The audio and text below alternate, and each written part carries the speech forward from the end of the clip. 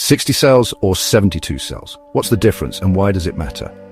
Whether you're powering a small home or a massive solar farm, choosing the right panel could save you money, maximize your energy output. In this video, we're breaking down these two solar contenders to help you make the smartest choice for your project. Let's get started. Solar panels are made up of individual photovoltaic cells. These cells convert sunlight into electricity. The number of cells in a panel significantly impacts its voltage and physical size. 60-cell solar panels, as the name suggests, contain 60 photovoltaic cells.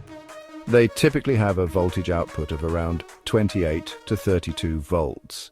These panels are smaller and lighter, making them easier to handle and install, especially in residential settings. The 72-cell solar panels, on the other hand, house 72 photovoltaic cells. They have a higher voltage output, typically around 36 to 40 volts. This higher voltage makes them suitable for larger systems and applications requiring more power.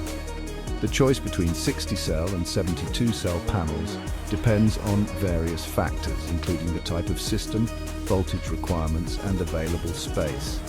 Let's explore these factors in more detail.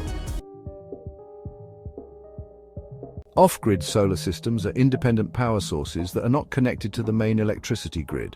These systems rely on batteries to store the generated solar energy for use when the sun isn't shining. When designing an off-grid system, the system voltage is a very important factor to consider because battery voltage dictates the required output voltage of the charge controller, and the charge controller determines the configuration of the solar panels. This ensures efficient charging and optimal system performance. Two common types of charge controllers used in off-grid systems are pulse width modulation (PWM) and maximum power point tracking (MPPT). With PWM, the solar panel voltage is clamped to the battery voltage, leading to energy losses when the panel's voltage at maximum power (VMP) is significantly higher than the battery voltage, but with MPPT, the solar panel operates at its optimal voltage (VMP), and the controller adjusts to the battery voltage, maximizing power output and charging efficiency. PWM controllers are simpler and more affordable, while MPPT controllers are more efficient, especially in fluctuating weather conditions. The choice between 60-cell and 72-cell panels for off-grid systems depends on the voltage requirements of the battery bank and the type of charge controller used. Section 4. Real-world example: connecting panels for efficiency. Let's consider an example to illustrate the importance of voltage matching. Suppose you have a 150-volt MPPT charge controller and a 48-volt battery bank. If you're using 60-cell panels with a voltage of 30 volts each, you can connect 4 panels in series. 30 volts times 4 equals 120 volts to achieve a voltage close to the charge controller's maximum input voltage. However, if you're using 72-cell panels with a voltage of 40 volts each, connecting 3 panels in series, 40 volts times 3 equals 120 volts, would be more suitable. This configuration maximizes the voltage utilization and ensures efficient charging. It's important to note that temperature also affects panel voltage. As temperatures rise, panel voltage decreases slightly. This phenomenon, known as the temperature coefficient, should be considered when designing a solar system, especially in hot climates. Section 5. Grid-tied systems: why 60-cell panels shine. Grid-tied solar systems, unlike off-grid systems, are connected to the main electricity grid. This connection allows you to draw power from the grid when your solar panels aren't generating enough energy, such as at night or during periods of low sunlight. In grid-tied systems, 60-cell solar panels are often preferred. Their lower voltage is compatible with most residential grid-tie inverters, which typically have a maximum input voltage of 600 volts.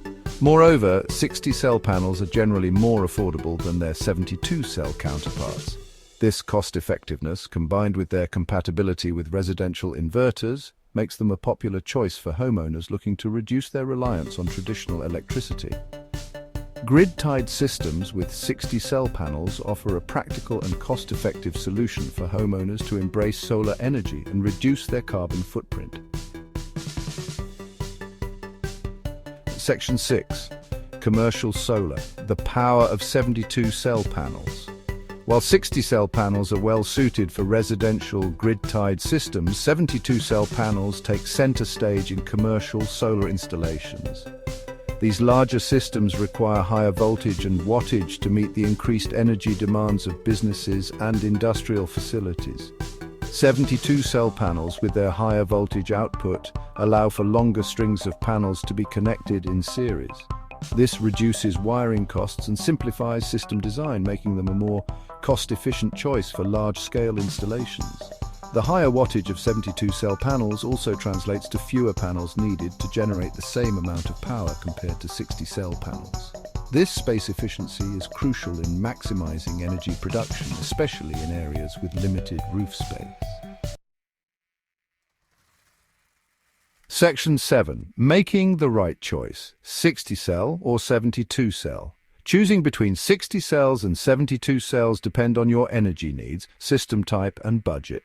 When making your decision, consider factors such as your energy consumption, available roof space, budget constraints, and whether you're connecting to the grid or going off-grid. Consulting with a qualified solar installer can help you determine the best panel type and system design for your specific requirements. Remember, embracing solar energy is a smart investment in a sustainable future. By understanding the differences between 60-cell and 72-cell solar panels, you can make an informed decision that meets your energy needs while reducing your environmental impact. Now that's what I call a bright idea. Share, like, and subscribe.